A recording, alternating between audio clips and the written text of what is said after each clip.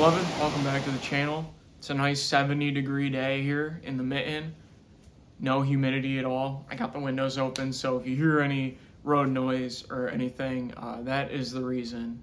So today I'm going to talk to you. I'm going to do kind of like a mid-year book check-in, review, just kind of let you know what I've read halfway through the year at this point. Last year I read 15 books in like the whole year, and I'm already surpassed that at this point this year, which feels very good.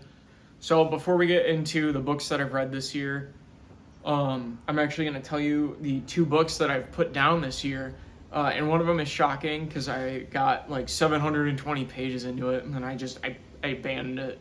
I may go back to it later this year too, but right now I don't think that's going to happen. So that book I put down was Musashi by Eiji Yoshikawa. Reason being, I just got kind of bored with it. And I know it's gotta be so difficult writing a book that is like 1,000 pages in general. But when I come to the story of Musashi, I want it to be about Musashi.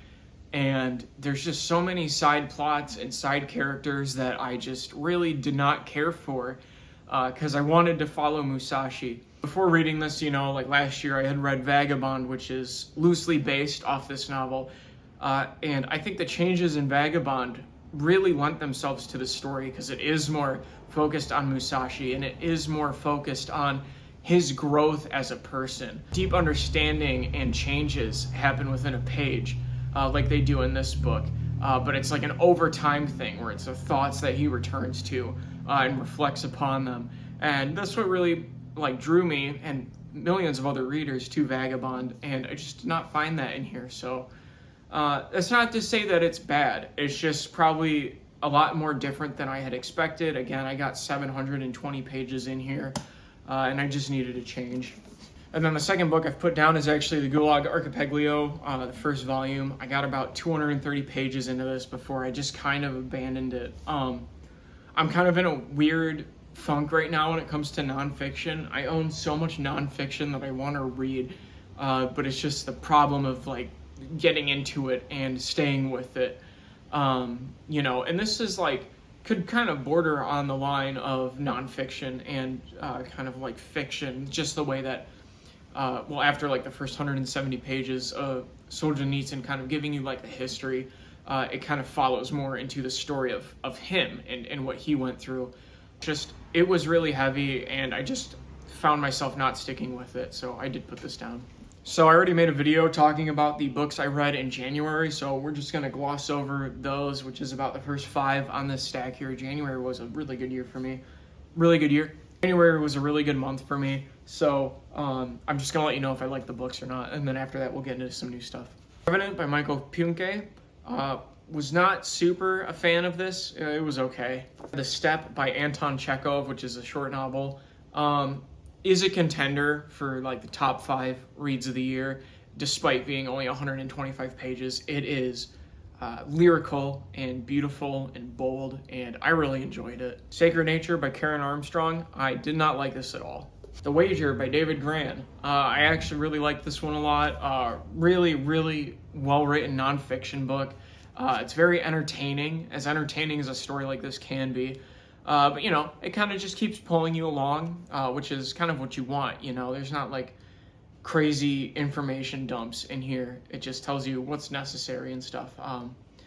And it's also crazy that there are probably hundreds of other stories exactly like this one that we don't know about and may never know about because they are just lost to history and time. But yeah, really good. Then I read The Plague by Albert Camus. I thought it was good. It was very eerie, you know, coming out of COVID a few years ago. You know, it was very eerie because there was a lot of similarities between that and what we witnessed when the world kind of shut down during that time. And so, yeah, I liked it. I probably should return to Camus soon here. All right, so after that, I kind of stopped tracking up until recently when I kind of like finished books and stuff like that. So between the month of January and now, this is what I've been able to accomplish and complete. I read both Butcher's Crossing and Stoner by John Williams back to back. My wife got me this for my birthday because I'd requested it. Better Than Food did a video about Butcher's Crossing, and it really got me interested in it. And I knew nothing about Stoner before reading it, but I just loved John Williams' writing and the story of Butcher's Crossing that I immediately was like, I just want more. So I went to Stoner, and it's incredible because Butcher's Crossing and Stoner couldn't be further apart, but also kind of share some similarities in themes and tones and everything. But, Butcher's Crossing is like a Western, anti-Western, I don't know if it's anti-Western, neo-Western? It's a Western novel, and Stoner is like it was a collegiate novel. It takes place on a campus university. And yeah, I have a whole video talking about like the things I love about John Williams, but then also just talking about the things I loved in Butcher's Crossing. So I highly recommend this. Stoner is like blowing up right now. I know it's been like a popular book for a while, but Stoner, I feel like it's just, I see it everywhere I look now between like YouTube and Instagram and everything. So it's everywhere. I would say check it out. It's a really, really well-written novel. It's beautiful. I'm not going to tell you anything about Stoner though. You should just, it's about a man in his life, and it's ordinary, it's beautiful, it's subtle, it's just great. Then next up, we have Lonesome Dove. So I think the theme of this year so far has been like 20th century, because Lonesome Dove, I believe, came out, in the 80s. Butcher's Crossing and Stoner came out in like the 1960s and 70s. Camus is from like the 1930s and 40s. And there's more books in here, and there's more books I want to read this year. But yeah, I think that's kind of just the theme for this year. It's 20th century, and this fit right in there. So Lonesome Dove somewhat struggles with the problems I had with Musashi, where it's like you're given like a group of characters, and then there's other people that are introduced along the way that take up pretty sizable portions of the book that you just kind of don't care about. July Johnson, he's a sheriff in this book, and he has this whole story arc, which eventually blends in with like the main story, which was okay, but I thought it was like just a little much. And then there's like his partner that also has his own story arc, and then his like wife running away, which has its own story arc. And there was just things where it's like I really like don't care because I want to know what the main dudes are doing. Anyways, this book is just about a man named Gus and his buddy Call, who are retired Texas Rangers. They're living on the border between Texas and Mexico, and Gus gets this idea of moving all their cattle west to Nebraska. Is it Nebraska? Yeah, Nebraska, I think. To be the first people to kind of settle that area back in the time of the westward expansion. And it just is like a really beautiful like Western epic about this journey there. It's heartbreaking, it's heartfelt. There's really interesting characters. There's a lot of wit in this book. Gus is like hilarious. He is so funny. He never answers anything seriously. And yeah, for being like a really sizable book, I think this is like 860 pages. It's a really quick read despite that. It's just something you can sit down and binge really easy. It kind of keeps you on the edge of your seat the whole time. And despite the things I didn't like about this book, I mean, I'm just being honest, I still really enjoyed this book. And then I couldn't stay away from him for too long. We have Mr. Cormac McCarthy's Child of God. This one is, I think, it's interesting because this is like a really odd story. It's something where I think you are given like kind of like the Breaking Bad thing, where Breaking Bad, okay, it sets up the plot in the first season where you gain your sympathy for Walter. In this book, you gain your sympathy for Lester. But then as time goes on, it's kind of a game of like how long that sympathy lasts before it runs out, in a sense. That's the best way I think I can put this, is it's kind of like that, where it's you're introduced to Ballard, Lester Ballard in this book, and it literally says he is a child of God, much like yourself, which is kind of the indication that like this is still like a human, this is still a person. But then he does so many like depraved things throughout the book that you kind of lose that for him. You like lose that respect, you lose that sympathy for him. But then what happens later in the book, you kind of it kind of like gut punches you in a way. I don't know if McCarthy intended this book to be as hilarious as it was, but this is the only book I have ever read where I have like out loud laughed. Not like I giggled at myself, like full on belly laughed. It's just, it goes so over the top sometimes that it's like, it's hard to find it not funny. It's just so like grotesque and depraved that I was just laughing at some certain parts, like the part with the car. If you know that part, it's so funny. And then, the part with the blacksmith too. But yeah, this is kind of a deep cut for Cormac McCarthy. I would say like wait until you are like familiar with him and his works, and then go here. And obviously there's a lot of like allusions. This is still like his earlier works, so I felt like there was like allusions to the Bible, for instance, like the town floods, which just reminds me of kind of Noah's Ark. And if you are familiar with the story of that, then like the depravity in the world before the flood, thus being the reason for the flood. And it kind of felt like something like that in here too. But yeah, really, really like this one. I don't know if it's a reread, but I did like it. So if you've been following me on my YouTube community tabs, you know that for a really long time now, I have been in like a big reading slump. And I've never told you the reason why, but I'm going to share the reason with you right now. And it is because of my next two reads, which were The Passenger and Stella Maris by Cormac McCarthy. It's incredible that these books are so obtuse and so open-ended and so deep, and I can't understand. If I'm being very liberal in my guesstimation here, I would say I probably understood about 5% of the things that were mentioned, that were talked about, that were happening even in these books, and yet they just completely rocked my world. I had the same feeling reading this as I did when I was reading stuff like Crime and Punishment for the first time, or Brothers Karamazov, where it almost feels like your mind is like expanding. And I think it feels like your mind is like really working to try and figure things out, trying to connect dots, trying to understand what is like really being said. And I came away, and I think a lot of readers still coming away, a lot of readers who are smarter than me, and have a better comprehension than I do, still don't know what to make of these books. And I think it's a testament to just how phenomenal, just how insane Cormac McCarthy was as an author. And it's so upsetting that he's gone now. But these feel like love letters to the readers, especially the way Stella Maris ends. Stella Maris in general feels like you are talking, not that Alicia in it feels like Cormac McCarthy, but it does somewhat give you the sense that it's like this is Cormac's last words to the world, and it feels very personal. What are these about? Passenger. Bobby Western is a deep sea diver, and this plane crashes, and there's a bunch of mysteries involved on the plane, and he dives and he looks at the plane. Again, there's all these mysteries, and then some dudes show up, they start questioning him, and there's this whole conspiracy that's laid out. But then it just goes away. Stella Maris is a series of conversations that Bobby Western's sister Alice has, I think 10 years prior to the events of The Passenger.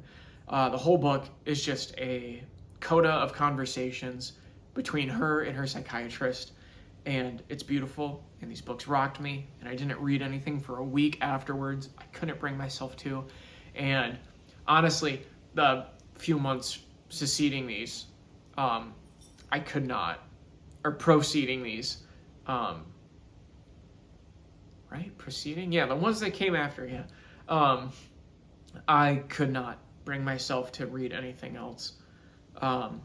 And I think that's the power of literature, is when it is too good that it stumps you, and you don't think there could be anything better. So yeah, I love these books. I think in time, these will be in the conversation of McCarthy's greatest novel. Everyone thinks it's Blood Meridian. Some people think it's Suttree. I think one day, like, these two will be recognized up there as well. After that, we have Heart of Darkness by Joseph Conrad. I did not read The Secret Shaker in here. I just wanted a quick little story. This again was an attempt to get me out of my reading slump.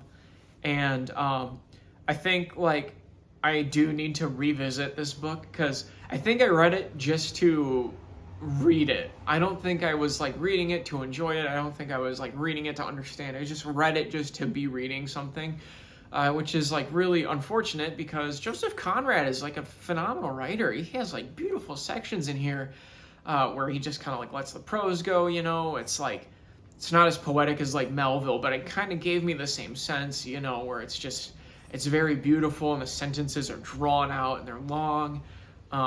But yeah, Heart of Darkness is, I think, a criticism, I think, on colonialization. That's what I kind of got from it. And yeah, I need to reread this, but I was very happy discovering Joseph Conrad. I actually ordered another book of his short stories. Eventually, you know, I just keep ordering more because I do very much like the way that he writes, and I think he's a great storyteller too. And it's kind of sad that he seems to be a name that's kind of like lost nowadays. You know, like not a ton of people really read Joseph Conrad. Another thing, what's also really crazy is he was Russian he's Polish, or from Prussia. He's from Prussia, and English was his second language, and he wrote entirely in English. So it's just crazy, like the mind you have to not only like be fluent in a second language, but then that be the language that you write in, and you write profoundly in that language. It's so cool. Then after that, I took my first dip into Charles Dickens with Oliver Twist. Now, Oliver Twist is like a story I've kind of been familiar with my whole life, you know, having seen like the movies they've made, you know, and kind of just, you know, maybe reading like a edited version for kids at some point, like a shorter version. I don't even know if that exists, but I feel like it did. So I thought I'd give this a try, and it was pretty good. Now, I understand that like back in the day when this was being published, it was being published in serial form, which means like I think a chapter a week or so. And I also think back in the day, you know, early mid 1800s, when authors were being serialized, I think they were paid per word. I could be wrong about that, but I'm almost certain that most authors back in the day who published like this were paid by words, or paid by the amount of words. So I think because of that, Charles Dickens is extremely wordy, where he just kind of goes off and it feels convoluted at some points. However, I think if I were to go into a Dickens novel again, I would probably read it in a serialized format, where maybe it's like 1 or 2 chapters a week that I read to just kind of separate it out, you know. He does a really good job leaving you on cliffhangers at the end of chapters. And yeah, basically, I think this is just a critique about like how evil society can be, and how society can change other people, but then there are still like good people who have good hearts, and everything, which is kind of like sounds like cliche and stuff like that, but that's just really the gist of it. You know, Oliver Twist is like a beautiful soul who runs into a lot of less desirable people, but then eventually, you know, finds the people that suit him, and it's good. So yeah, I'd say I enjoyed that. Next up, we have Ivan Turgenev's Fathers and Sons. This was my first foray into Turgenev. It's been really great this year reading mostly newer authors, you know, except for Cormac McCarthy. Everyone else has been like brand new to me. So it's been really cool, like experimenting, and kind of, it's almost like risky because it's like, you know, you don't know how you're going to enjoy it. But I enjoyed this. It's pretty cool. This is like, I would say this goes hand in hand with like the things talked about in Demons, although I'm pretty sure Turgenev was more, I don't know if he was pro-nihilistic, but he was more pro-Western thought, which is why Dostoevsky did not like him. However, Demons in this book kind of follow the same thing, where it's just showing you the differences in the generations. Now, obviously, Demons ends on a much more adrenaline-filled, crazy note at the end of the story. But this one is more so just the conversations that happen and the things that happens, and demonstrating the almost grave differences between generations of fathers and sons, basically. So Arkady is our main character, and he has a friend named Bazarov, and they come back from university, and they are like self-proclaimed nihilist, and there's just a lot of trouble that ensues between them and their parents, and them and their uncles, and and their family, and even kind of in their friend groups, and kind of like the way they have chosen to live their life, and almost the consequences that can come of that and stuff. So yeah, super interesting. Really, really good. I did like this. I also have Turgenev's Sportsman's Notebook on my shelf, so it's really nice knowing that this is a trustworthy author that is that I am willing to go back to. And then the last book that I finished rather recently was Susaku Endo's Silence. I would say this is probably also a contender for like the top 5 list of my favorite books this year.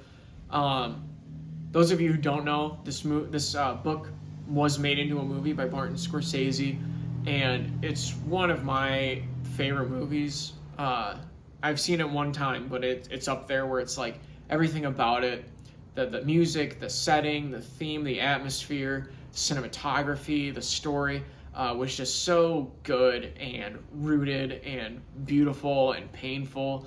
It just hit every single note that I love from movies, and so when I found out that it was a book, I was like, oh, I'll get that, and this was kind of something that I was using, because I have so much literature here that I want to read, but I was still working my way out of a reading slump at this time, because I was just reading maybe 4 or 5 pages a day. So I was trying to work my way out of that, and so I was like, something a little less heavy. And man, this book is great. This book follows 2 Jesuit priests who are sent to Japan back in the Edo period, so the 1600s, and they are trying to find another one of their priests who had been missing and living in Japan for I think around 20 years at that point. And they were just trying to find him and see if he had apostatized or not, which is basically like the gravest sin you can make as a priest, even maybe as a follower of Christ. Such a raw, visceral look at human suffering, and I think almost how much are you willing to go? How far are you willing to let human suffering go before you truly change something about it? And I don't want to go too much more into it. This is a 200-page book. It's incredibly quick. The movie's 3 hours too. So once you're done reading the book, if you like longer movies, you can watch that. It doesn't feel like 3 hours by any means. But this book is just beautiful. It's really thought-provoking. It's very moving. And yeah, I liked this a lot. It's really cool. So yeah, I guess that's all I can say. It's tough because I don't want to spoil books for people, but yeah, I really like this one, and I think you would too. All right, beloved, I think this video is probably getting long enough, so I love you. Thank you if you've stuck all the way here, listening to me ramble about books I've read so far this year. And hopefully I'll have more bookish content coming to you soon. Content coming to you soon. I'm thinking about maybe starting a series talking about my favorite books.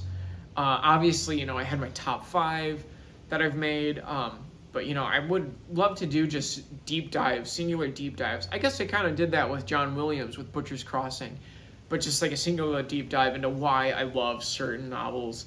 I've done it with authors too, so that's probably going to be the next flow of videos, at least a few here and there, talking about the books that I really love as a new reader, and hopefully convincing you to read them as well. So, okay, I love you. God bless you. We will see you in the next video.